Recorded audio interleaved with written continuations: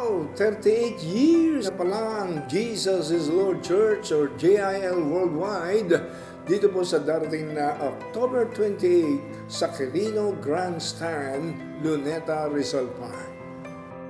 Tandang-tanda ko po na nagsisimula ang JIL, ang 15 estudyante po sa koleyo ay talagang sinuyod ang iba't ibang silid-aralan sa buong compound ng PUP or Polytechnic University of the Philippines at nag-anyaya ng mga kabataan, mga estudyante, kahit mga security guards, kahit mga profesor sa PUP Amphitheater.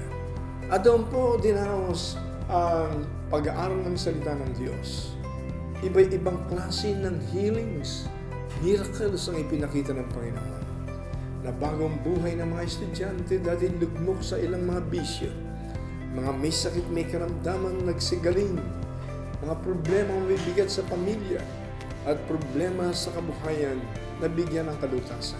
At sa kasalukuyan po ay ang JIL ay nasa lahat halos ng sulok ng Luzon, Visayas at Mindanao at umabot na ang branches nito sa 55 countries of the world.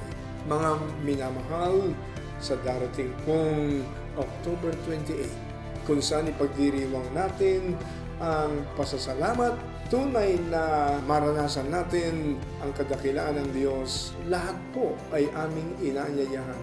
Regardless of your social status, regardless of nationality, regardless of religious affiliation.